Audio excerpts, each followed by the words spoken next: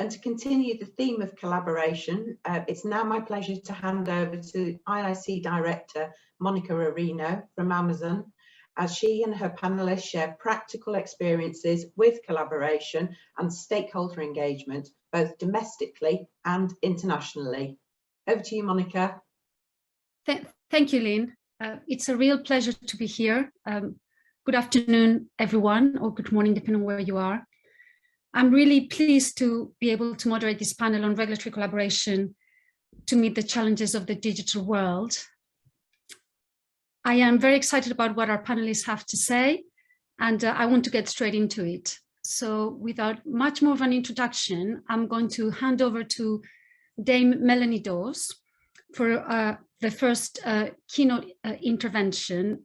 Melanie is the Chief Executive of Ofcom, the UK communications regulator, and before that, she had a very long and distinguished career in the public sector here in the UK. Melanie, thank you so much for joining us today, and over to you. Thank you very much, Monica, and hello to everybody, and thank you for inviting me to speak today. I'm really looking forward to this session and to hearing from what our Irish colleagues have to say as well. But let me just share my perspective and Ofcom's perspective on the challenges of digital regulation, particularly in the context of this extraordinary year and a half that we've all lived through with COVID. Because as our countries have wrestled with the virus, which has been so tragic in so many ways for all of us, with millions of people around the world unable to travel, to see loved ones, to work or learn together, during that time, we've learned that being connected is everything. And I joined Ofcom just as the pandemic was taking hold, in fact, 2 weeks before the UK lockdown started. And it was extraordinary to see how quickly it changed how we all communicated. The sectors that our converged remit in Ofcom covers became even more central to our lives than ever before, whether that was TV, radio, telecoms, post and delivery, wireless spectrum, and online platforms. And in the UK, the time we all spend online reached record highs in 2020. We all spent, on average, more than a quarter of our waking day connected. The amount of broadband data that we use in the UK doubled.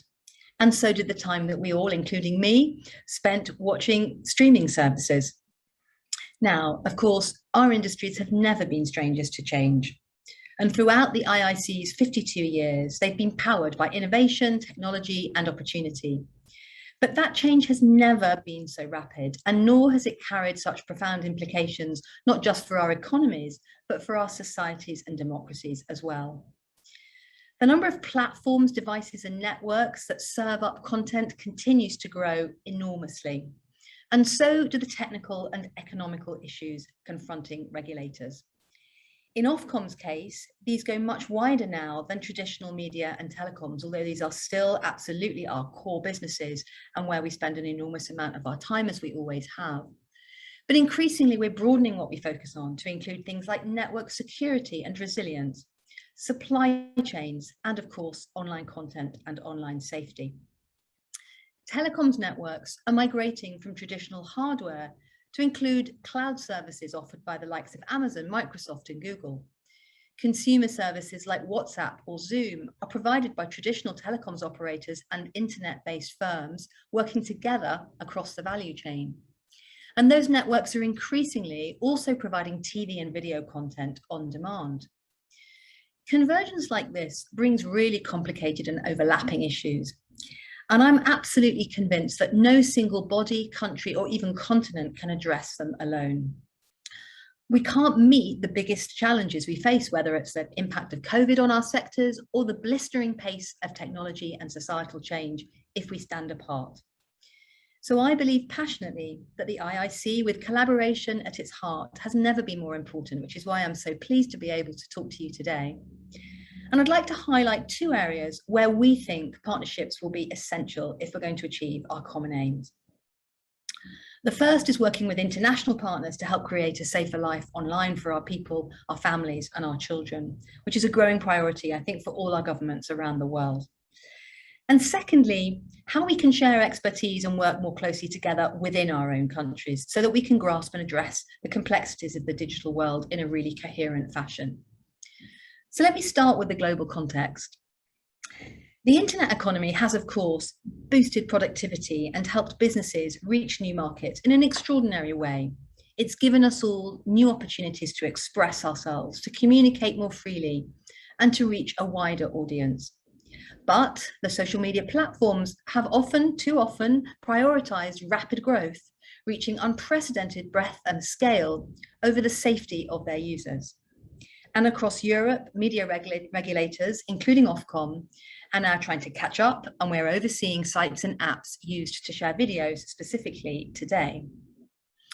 Although the UK is no longer part of the EU, our government implemented a European directive to oversee and regulate video sharing platforms really quickly last year, and actually, I think faster than in any other European countries. And these new rules, on which we actually have published new guidance for platforms this morning, require video sharing platforms to take steps to protect under 18s from harmful material and to protect everyone of any age from incitement to hatred or violence and other criminal material. For us in the UK, there are 18 services in scope, ranging from high-profile social media like Snapchat, TikTok, and Twitch, to travel and gaming sites, and also some adult services. In fact, that's about half of the 18 that we are regulating. And we're already working with the platforms to help them understand the new rules. Over the next year, we're planning to focus them on a number of really key priorities, and they include reducing the risk of materials such as child sexual abuse, online hate and terrorism, reaching users. And we'll also be looking for improvements in how content is appropriate to the age of users, and in particular, to make sure that under 18s are prevented from adult sites, including pornography. Looking further ahead, we're building on our experience of regulating video platforms by getting ready to regulate online safety in the round. This is a job which the UK government will give to Ofcom in new legislation that is starting to be debated in our parliament right now. And this is an area that is even more untested globally. And I thought it might be helpful just to explain a little bit how we're expecting to be approaching the task. The new laws will introduce a duty of care, requiring all online services that allow users to generate and share content or to interact with each other to look after their users. Search services will also be accountable for protecting users from illegal content. Every company in scope must tackle illegal content and protect children. And bigger, high-risk services must protect adult users from legal but harmful content as well, including, for example, disinformation. Now, clearly, it will never be possible to prevent every instance of harm occurring. We all know that the internet is a virtually boundless realm, and many of the problems we're trying to address reflect wider societal issues in our countries and our democracies. It's important for me to emphasise that the UK Parliament isn't going to be asking Ofcom to regulate online content or individual videos. We won't be doing what we do in the UK on radio and TV, looking at individual programmes. Instead, what we'll be doing is holding platforms to account for assessing the risks to their users and putting in place concrete measures to address them. For the most part, we'll be examining and enforcing against systems and processes and whether or not they're adequate to the task and whether or not they're effective, rather than individual content. But this is a groundbreaking area. We know that what we're doing already in regulating video platforms is largely untested. So I do hope that others who are getting into these issues as well will talk to us at Ofcom. We are so keen to hear and work with anybody else who is trying these issues. And it'll be great to hear from our Irish colleagues in a moment, because we know that on video regulation, video platform regulation, we have a lot to do together to make sure that we join up. Many of you are grappling with the same issues as us, however you are tackling them: illegal content, age assurance, privacy, protecting children.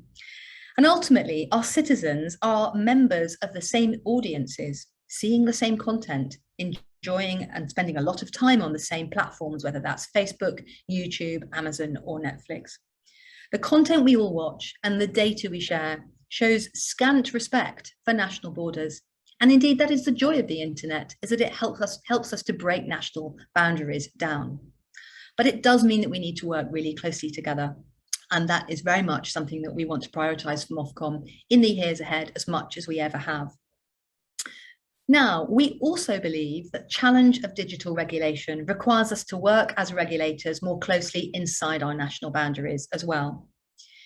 Every regulator will have in future, as it has now, a defined remit and skill set. We all know that as regulators, we work within the powers and remits that have been set out for us in legislation. But the nature of digital markets means that the issues we're addressing increasingly require us to work together. None of us can improve online safety, for example, without understanding what drives online markets and the issues of market dominance and competition policy that they raise. Likewise, data privacy and online safety are interlinked, sometimes pointing to the same design solutions, sometimes to different ones that need to be balanced. All regulators, certainly in the UK context, need to understand what is driving change, how to use and account for AI, how to make our approaches dynamic enough to withstand technology, which is driving so much change into the future. Because in the end, digital is not a sector of the economy with a single regulator. Increasingly, it's just the way we live our lives, disrupting, changing, and altering the context for regulators across all sectors of the economy. So that's why in the UK, we've taken a big step to deepen our collaboration across regulatory boundaries through a new body, which we call the Digital Regulation Cooperation Forum. It's a long name, but we are regulators. So we like to have the complexity spelt out in how we describe ourselves. And the DRCF, as we call ourselves, brings together the UK Information Commissioner's Office, which leads on data protection, our Financial Conduct Authority, which supports fintech and open banking and tackles the growing problem of financial scams, and of course our Competition and Markets Authority, which of course is leading in the UK the setting up of a new separate digital markets unit, which will oversee competition rules for the most powerful digital firms. So we four have joined together, and our aim is to ensure clear, consistent and coordinated regulation as we all extend our remits into the digital space. We want to build a collective view of important industry trends and innovations. We want to pool resources and avoid duplication. And we want to make sure that together we can respond quickly to changes in the market. Let me give you an example. Ofcom is already, as I've said, overseeing how video platforms check their users' age. But there's a separate legal requirement for online services to protect children's data. Our Information Commissioner has developed a code for them to follow, and we in Ofcom need to ensure that our rules are coherent and consistent with that. So that's a good example of where we're working together now to join up on digital regulation. And in some ways, our new digital forum is an experiment. Our members have always worked together, but this goes further. It's not a legal entity. We're not creating new powers for ourselves or for our shared body, but we want to share goals and solve problems together. We already have a plan of work, which we published earlier this year. And there are three broad categories of work that we're doing together. First, we've set up some joint projects in areas like algorithms, encryption, new technologies, things where we all have to grapple with how to regulate. Secondly, we're developing joint approaches to regulation, areas where maybe we can share codes, or at least make sure, as I was describing earlier, that our codes and our regulatory rules are coherent. And third, we're finding practical ways to share our respective knowledge, skills and resources in areas like AI, data analysis and scams, and also thinking forward about horizon scanning. So ultimately, I hope that the companies we regulate will find us easier to deal with because we'll be able to take a more holistic view. But also from the point of view of the public, this will allow us, we expect, to be able to act more quickly to tackle problems when we see them as well, thinking about each other's powers, thinking about where actually it's one agency that needs to act in order to achieve the objectives of others. So these aren't binary questions. This isn't something where we have a clear roadmap, but I hope you will find it interesting as a new endeavour from the UK, which we are very much going to be learning from as we go, and something where we look forward to sharing the experiences we have with others. So I hope this has been a helpful indication of some of how Ofcom is beginning to tackle this huge but incredibly interesting and important task of digital regulation. I'm looking forward to hearing our Irish colleagues' experience as well. Because although every market has its own features and priorities with different legal frameworks and histories of regulation, our challenges ultimately are the same. And when I joined Ofcom last year, I was so pleased to discover the strength of our global networks and friendships. There is no priority we hold, no area of work we're engaged in that can't be enhanced and informed by working with all of you and making sure we share our perspectives. And that means not just online safety, but also traditional media, telecoms and spectrum. Not just content regulation, but networks, competition and economics. So we'll keep working with all of you to learn and share ideas and experiences. I'm personally looking forward to meeting some of you now that we're able to travel a little bit more. And we hope that we will continue to be a constructive and informative voice in the conversations that we're all having as we each consider how best to serve our citizens. Thank you. Thank you, Melanie. That was a fantastic overview of some of the challenges that you're facing and how you're tackling them. I'd like to sort of ask you a couple of questions, if I may, and start a bit of a debate before we move on to the Irish case study.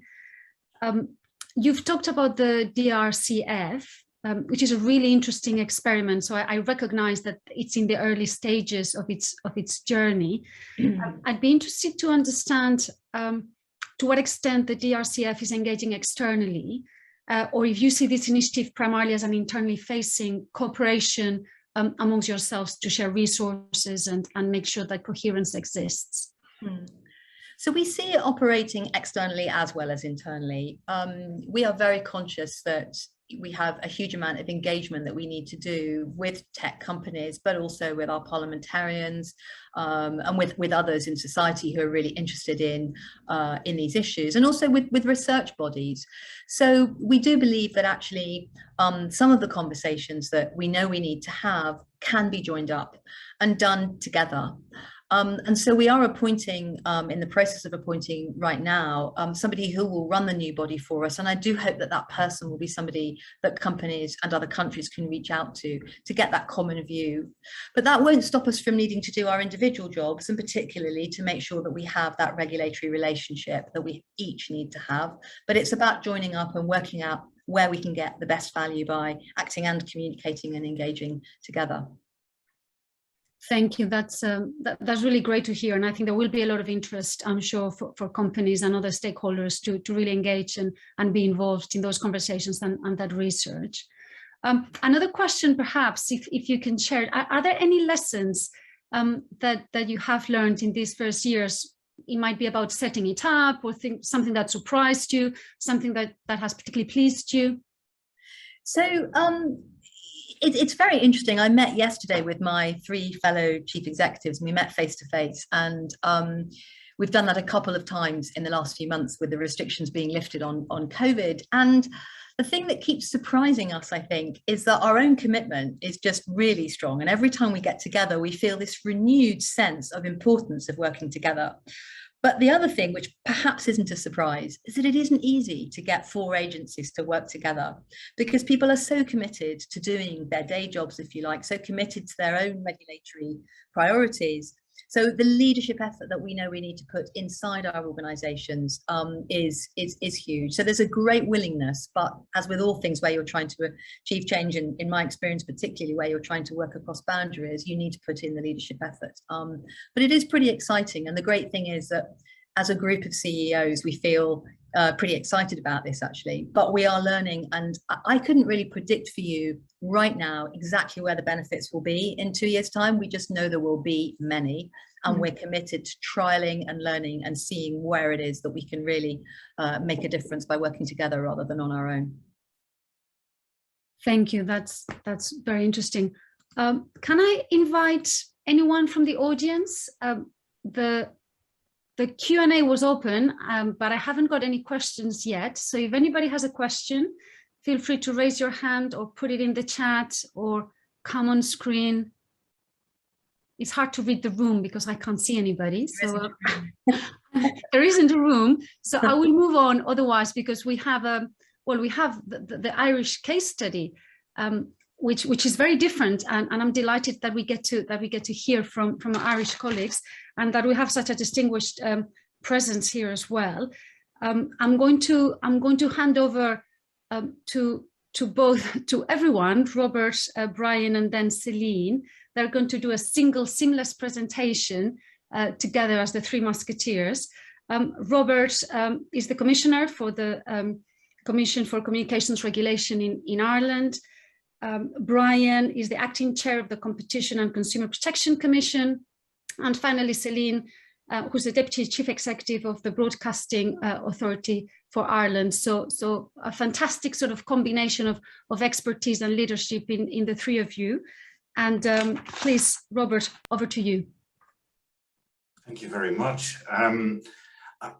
You said it was going to be very different. It may be a case study, but you will see that there are going to be quite a few areas that overlap with what Melanie has just told you, because we're grappling with the same issues in Ireland and in the EU as what the UK is grappling with, and in some cases we kind of find similar solutions, but not quite. So what I would like to present together with Brian and Celine is how we in the area of digital work together as regulators. But what you will see, and I want to put that up front, is that regulatory cooperation that we have is not limited to digital. It is wider than that, but we are using the existing channels for regulatory cooperation in Ireland between a number of regulators to also tackle or trying to tackle digital.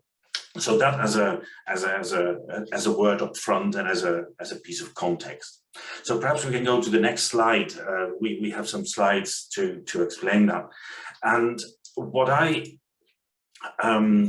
you will be aware of, no doubt, is that Ireland is the base of many digital companies. Facebook, Google, they all have their European headquarters here, and the digital strategy has always been an important component of the overall Irish enterprise strategy that we have. So we have all these companies, and in some cases the Irish regulatory machinery and system has to be used to even regulate on behalf of the whole of the EU. But as Melanie said earlier, digital is not a sector. It is something that imbues itself in all our ways of working, and we all have our connections with digital. It's media, it is communication, it's the digital industry, let's say, also has issues around competition. So we feel that this is not a real sector, and the question then is, how do you regulate that? And up until now, that was not really a very pertinent question, but you know that there are now quite a lot of initiatives at European level and at local level. Now that the industry has grown up and has become really big and really important in everyone's life, there are calls to start looking at how certain aspects of that industry need to be regulated. And then the question for us was, how do you do that? The regulatory machine, if I can call it like that, in many countries, and Ireland is no different, is that we have regulators along fairly traditional lines. In Ireland, it's the BAI, Celine, the Broadcasting Authority, who takes care of content mainly. And then we have Comreg, the communications regulator, who takes care of a lot of the communication regulation in Ireland, and the CCPC, the Competition and Consumer Affairs Department, deals with competition law and consumer rights. And as you know, you have the Data Protection Commissioner taking care of data protection. They are traditional lines, and we kind of all have our own government department that is, call it, responsible for each one of us. So for the BAI, that would be the department that has media in its portfolio.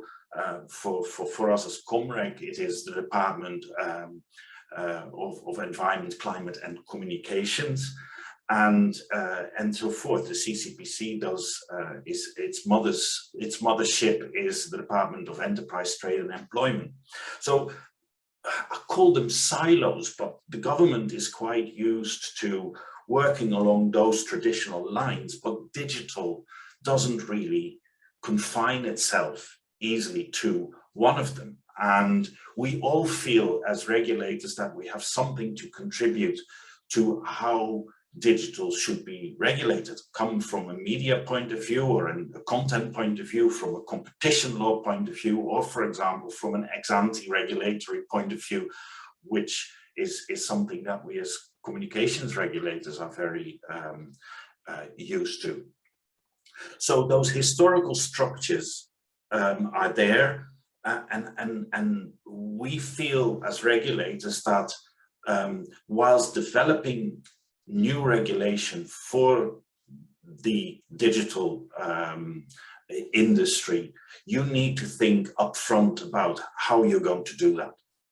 And that is not easy. And to make the situation more complex, even more complex than what it probably now is in the UK, is that we have things like the European Commission and various networks of regulators sitting in between that actually dictate or also play a very important role in this whole landscape. So what we are trying to tell you today is that as regulators, we said we need to work together in order to have a debate with the government and to advocate with the government to consider regulation as part of that digital strategy, not to do what in the past has happened a lot, is that in Brussels a directive is adopted and then suddenly you think, oh gosh, there is a regulatory oversight component to it, and then that government department just appoints the body that it knows best and gives it to that. I think in the case of digital, we need to be a bit more proactive and a bit more thoughtful than that. The way we try to do that, or we are trying to do that as regulators in Ireland, is by using what we call the Economic Regulators Network. And perhaps we can go to the next slide. Very good. So the ERN is what we call the Economic Regulators Network. It has existed for a decade. It's not new. It is a forum where the utilities regulator, so the energy and water regulator, the central bank, the transport authority in Ireland, the aviation regulator, and then the three of us have been working together for quite a long time.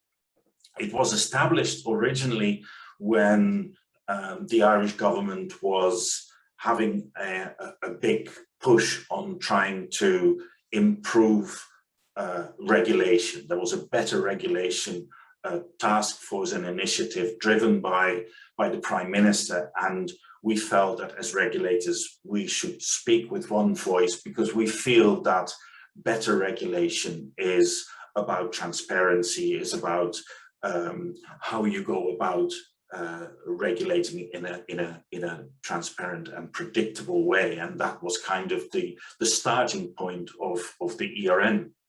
It operates as a forum, but there is no such thing as a central office or a secretariat. I think our resources are a bit smaller than some bigger member states or countries in Europe. So we're at the moment having a rotating chair between the organizations, and it takes a lot of effort from the CEOs of each of those organizations to drive this.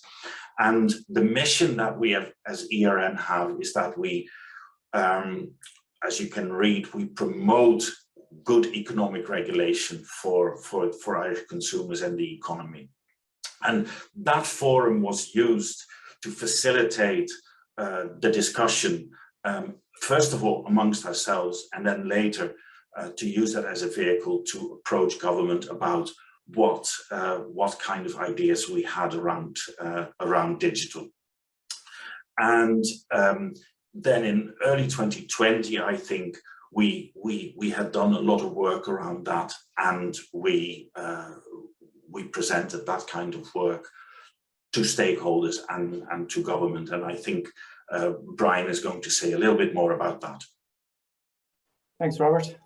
The first thing I'll just say about the ERN from my point of view is, I mean, it's a group that meets maybe every quarter. It's a very enjoyable meeting. Sometimes it's just a bunch of peers who have the very same issues as you, and it's someone who actually might listen to you moaning a little bit, so it's a bit therapeutic.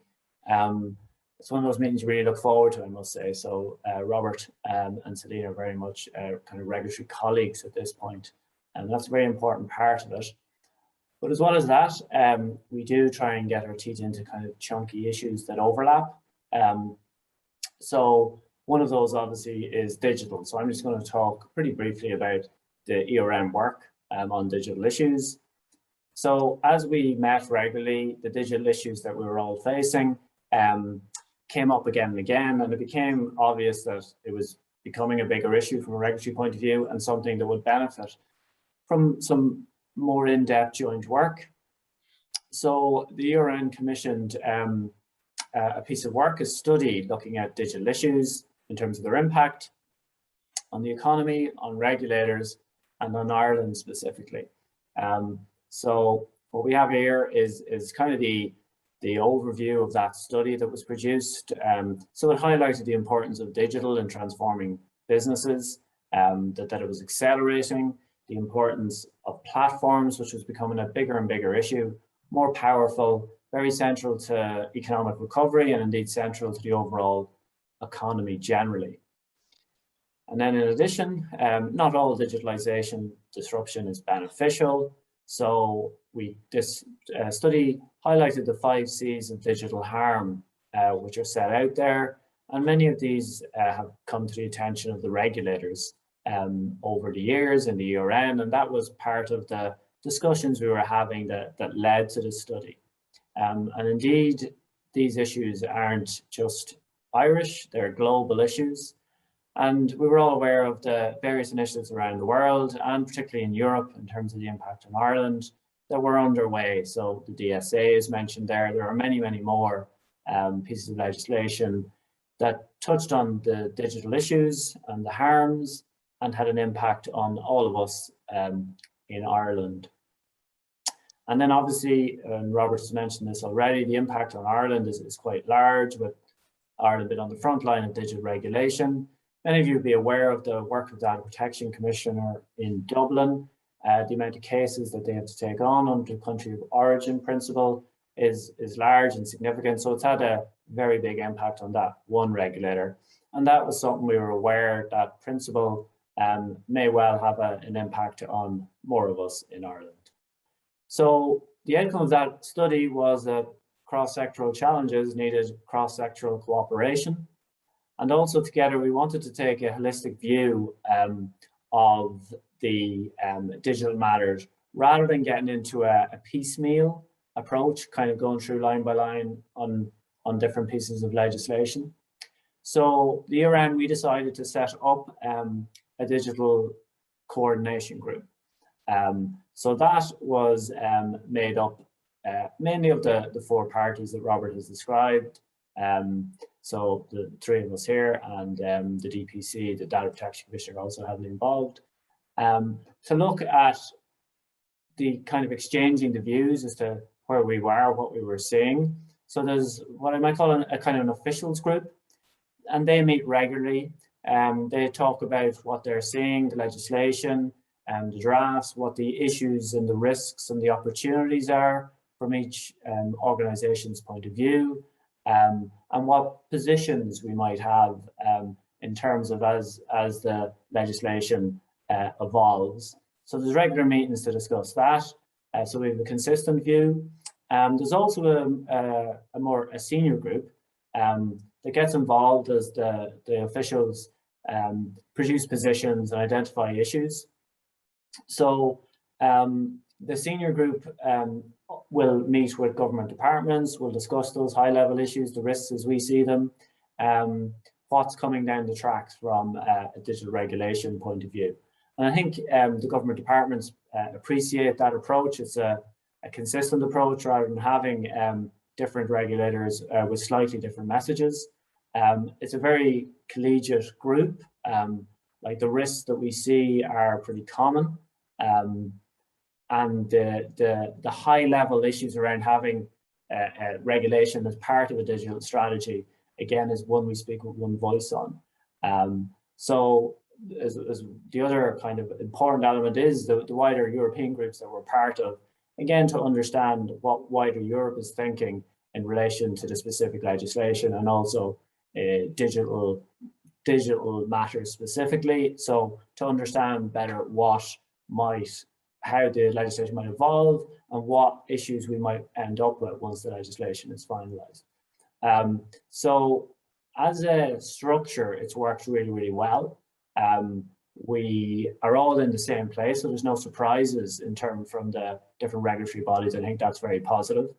And given the amount of positive engagement with the departments as well, who've appreciated the joint approach, I think this is a structure that we will continue to use, certainly for the next year, as the legislation progresses. What it actually turns out exactly to look like in the detail of what that means for each of us as regulators and also for Ireland as a country is something that's still to play for. But I'll hand over now to Celine. Thanks, Brian. So what I'd like to focus on here really is some of the questions, I suppose, that we posed amongst ourselves when we were looking at what the value of cooperation might be and collaboration between us as national regulators, albeit in very different spheres. I think obviously the body of legislation is growing, that's impacting digital companies is growing both nationally and certainly for ourselves in the EU internationally. But when it comes to looking at how those competences, if you like, might be allocated, it's relevant really to consider, whether there's a natural home amongst existing regulators, or indeed whether there's a requirement for this concept of perhaps a single regulator. It may not surprise you to know that we concluded very like Melanie spoke about in the UK, and as my colleagues have averred to here, I think it's very much the case that we believe digital is not a sector in and of itself. What I think you need to look at in terms of that allocation of competences is where might that natural home fit, and sometimes those questions are not as easy to address as might seem evident. For example, when it comes to the future regulation of disinformation, for example, there's road for multiple parties. There's electoral commissions, there's content regulators, etc. So I think what you also need to look at is what can the existing NRAs bring to some of these new areas of competence within the digital regulatory sphere. And I think some of those are important. We argued very strongly in Ireland that when it came to the regulation of harmful content on online platforms, for example, that content was very much the focus, had been very much the focus of ourselves as a broadcasting authority. And I think what we argued, and the argument was strongly accepted, is that the same principles of regulation apply. And indeed, many of the systems and practices and procedures that you have in place as regulators will make it possible, I think, at times to enlarge the scope of the competences of individual NRAs. And indeed, it's precisely those regulatory systems and principles that actually often bind us together as a regulatory group, if you like, in terms of not the what we do, but the how we actually do it. I think as a member of the European Union, Ireland also faces other kind of challenging questions when it comes to the issues of how those competences should be distributed. And taking, for example, something like the DSA, the Digital Services Act, that's in draft form and is currently proposed, it can get quite complicated with such an overarching piece of legislation, because many different regulators see themselves in different parts of the regulation. And indeed, some of those elements proposed will be required to be applied by different regulators in different contexts. So again, you're starting to see the value of regulatory cooperation when you look at trying to attain some consistency in the way regulation applies. And I think, you know, I think that's also very, very important in terms of certainty for industry and certainty for end users. And I think a degree of certainty for the regulators themselves. And I think our key thinking here is that users of these services don't distinguish necessarily between different regulators. They're using different devices for different purposes. You know, where you find a piece of content, or where you might, you know, have a particular difficulty with a different commercial advertisement, people may not remember, you know, where they saw it. They may not know, you know, they may not necessarily distinguish between the different regulators dealing with some of these issues. So that's where that sense of collaboration and that importance of collaboration is also very, very key. Melanie earlier also referred to some of those links between data protection and indeed and content, and difficulties that users have with both, you know, elements that very often a particular problem or a particular complaint may actually have both data protection elements and content elements that are dealt with by different regulators. So I think that collaboration and that consistency in the application of regulatory principles, and also the application, knowing how each other works and being able to refer users appropriately, also can have a huge amount to benefit. And you know, I think the idea of that collaboration is cross-cutting, and the digital sphere does demand that cross-cutting dimension. And I think at the same time, each of the regulators preserves its own expertise and can develop its own particular expertise in a digital context as well. Finally, I suppose to mention something about both the national and international value of cooperation and collaboration between regulators. I think, you know, as I said, I think at a national level, that's quite compelling, where you have multiple regulators dealing with the same companies. At the same time, at a global, many of the companies that we're addressing in digital regulation are global companies. So there's a huge value in international collaboration with regulators of similar competences. And indeed, we're certainly within BAI, I know it's true of my colleagues in the CCPC and indeed in Comreg in Ireland, we have very valuable collaborative organisations that we participate in to further our own particular areas of interest. And indeed, we've had a very special relationship with Ofcom over the years. And indeed, in the context of online harmful content going forward, we see that that specific area in particular is having great and many benefits indeed going forward. So that's been our conclusions. That's been our experience thus far. Monica, I'll hand back to you. And if there's any questions, we'd be very happy to take them. Thank you, Celine, and thank you very much, Robert and Brian. A fantastic overview and a seamless transition between all of you, despite the fact that we're all in different places. So really impressive how we've all learned to mute and unmute ourselves. Nobody has forgotten to do that yet. I'd welcome some debates, and I'd like to invite some of the many people that we have on this call to raise questions. I have an open window where I will get your questions if you put them on the chat. And in the meantime, while you're thinking about them, I'll kick off with one myself. You've all talked about the benefits of collaboration. You've made the point that it's not only desirable, but it is inevitable, both at national and international level, and for various reasons, of course. And you've also reflected on what are the areas where collaboration is most valuable: information sharing, research, and resource sharing. What's the biggest challenge, and to what extent do you think collaboration could slow you down? Melanie, you referred to the fact that it will allow you to act quickly, but is there any downside? Is there any risk? Is there anything that is not as beautiful perhaps as we all want it to be? And what would that be?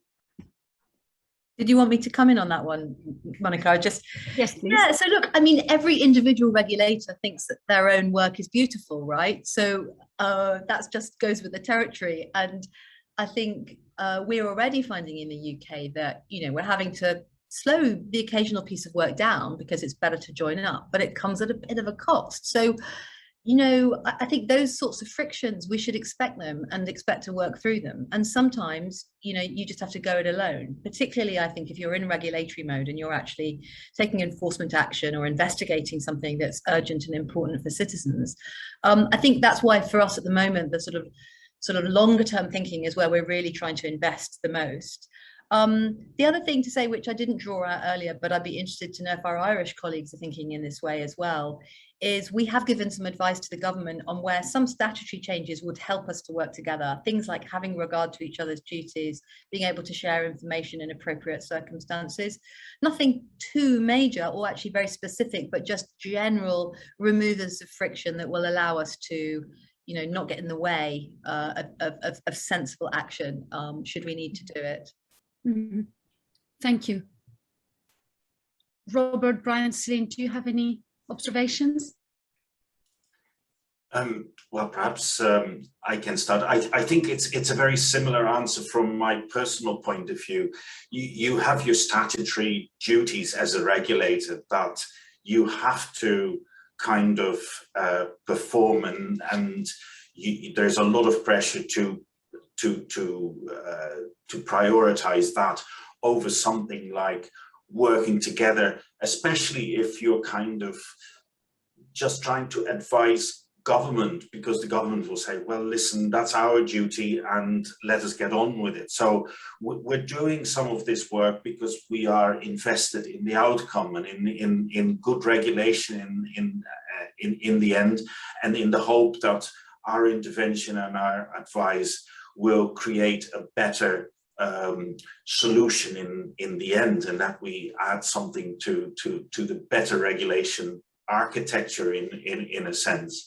And yes, as Melanie said, we also have made suggestions in terms of putting some of that cooperation and that information exchange on a regulatory footing, because then then we suddenly are allowed to exchange information on a particular case between regulators, whereas if that is not done, then you are you are just a kind of another stakeholder rather than an active participant in regulation.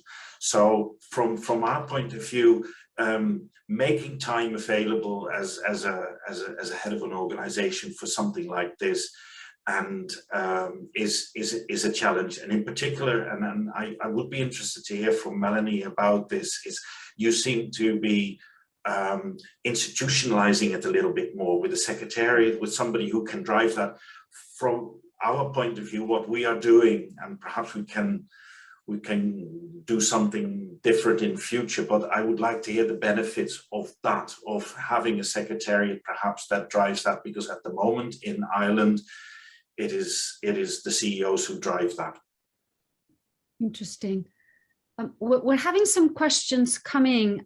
One is an interesting one. I'm also interested in it personally with my Amazon hat, which is around which regulatory body gets in touch with businesses and how does that externalist stakeholder engagement works. I suppose it depends on the context, but I don't know, Brian, if you have a view perhaps on that question. Yeah, I mean, just if it comes to some action that is currently the function of one of the agencies, it's going to be a bilateral engagement. So if it's some enforcement, or for us, a merger, or a particular power that we have, it's going to be one-on-one. And I wouldn't see any benefit from having a big meeting to talk about 5 or 6 slightly different issues with different teams from each regulator. So I think that's inevitable. Thank you.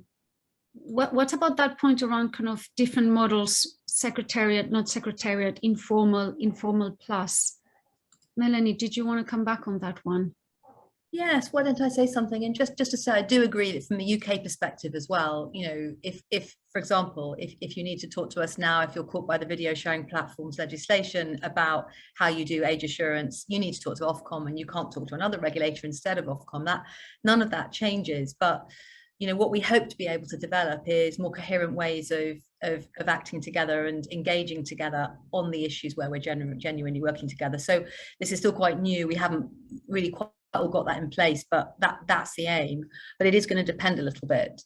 On the structures, yeah, I was interested in that too, and I observed that the Irish model is more about a group of people working together rather than a new body. And of course, you know, we haven't given the DRCF any powers or any functions, but we have resourced it with a small secretariat of about 4 people contributed to from the agencies, and personally, I think you probably need to do that at some point. I'm not saying the Irish should do that. I think one probably needs to do that at some point in order to actually make it move, because, you know, if it just stays at CEO level, it's not really going to have the impact. So we think it's right that we're appointing what we're calling the CEO of this body, and hope to be announcing something on that relatively soon.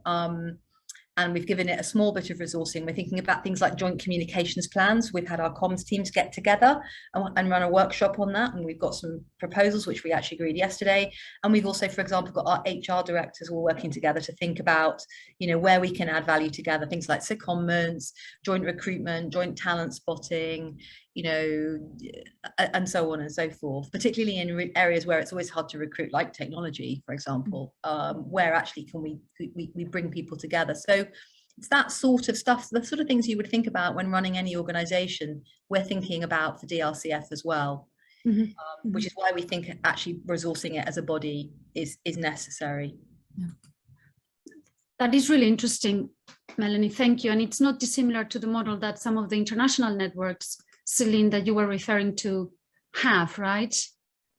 That's right, Monica. And I think the one thing I would say about creating an institution or a structure around such collaboration, I think it's really important to have a compelling agenda and have some sense of what it is that you want to achieve as an organization. And I think, you know, in a way, I think that's perhaps in the context of digital, that's where our Irish ERN is at the moment, is trying to really look at what that sort of bigger agenda might be for ourselves as regulators. And my own sense on that is that it's not so much about the what, because we're all doing slightly different things, but it is around the how as well. And I think that's where, you know, where you can get a lot of good consistency and create some regulatory certainty for players, and as I said, for users as well. I think the other, I suppose, way of formalizing that, I mean, you raised, I think Melanie asked the question, you know, around whether any kind of formalization of cooperation arrangements is envisaged. And BAI pressed very hard within the Irish legislation that's going to bring in the online safety and the Online Safety and Media Regulation Bill in Ireland.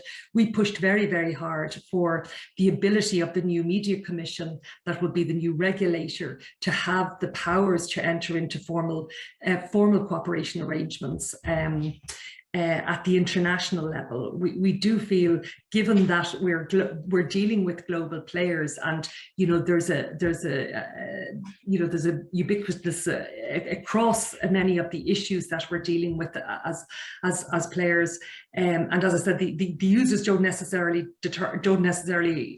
know that it's one regulator in one country versus another regulator in another European country. So the importance of having systems in place for referring matters, for tracking also developments, for highlighting trends that are happening right across the European Union, for example, we would feel would be very, very important. Likewise in the UK, where the regulatory regime will also embrace other forms of harmful online content that wouldn't, for example, apply on a European basis, but would be common enough in English language countries such as in Australia and Canada, as well as in Ireland and the UK. There's real value there in being able to structure cooperation such that we can share perspectives very often, and also really be able to track developments as well. I think it's not a concept that's entirely new. For example, in Ireland, we've enjoyed a cooperation arrangement with our own Competition and Consumer Protection Commission now for many years, and that's actually worked very effectively, albeit it's structured around the formal exchange of certain forms of information. But thankfully, it hasn't just limited our cooperation in that regard. We've been able to broaden that out into other areas as well. Fantastic. We have another question taking us into a slightly different direction, but a really important one indeed, which is, if any of the regulatory bodies engages in public education to bolster ICT literacy of the average citizen about all the implications of a converged environment, I think it's media literacy that you all do. So who wants to take that question? We have around 4 minutes left. I'll just input quickly and I'll allow the others to interject. This is a huge area for us, Monica. I think it's been absolutely critical for quite a number of years now. We absolutely view it as a complementary piece to our regulatory work. And you know, I think in platform regulation more generally, looking towards the future, there will be that requirement for both the compliance and enforcement dimension of our work, adherence to codes and rules and development of standards, but equally there's also a big onus for us to try and undertake some of that public education. And again, I think international collaboration in this regard has been absolutely hugely invaluable. It would be remiss of me not to mention EPRA's work and work at the Council of Europe, for example, in this regard. It's hugely important. And indeed, I think just to say that even the subject itself is collaborative in its nature, it absolutely must include all the players. So that's why we've articulated and supported very much a networking approach to media literacy as a regulator. Can I just add very briefly from the UK perspective? I mean, absolutely, as Celine is saying, this is central for us as well. And of course, you know, you can't just do it from the regulator. If you need to put in education programs, that has to come in through the government with funding. But the other thing I would say is that while it's important, I also think that we mustn't confuse the need for media literacy programs with the need for the platforms to take action to protect their users and design in the right solutions. So we've just got to avoid that sense that actually, as long as we educate people, we'll be okay.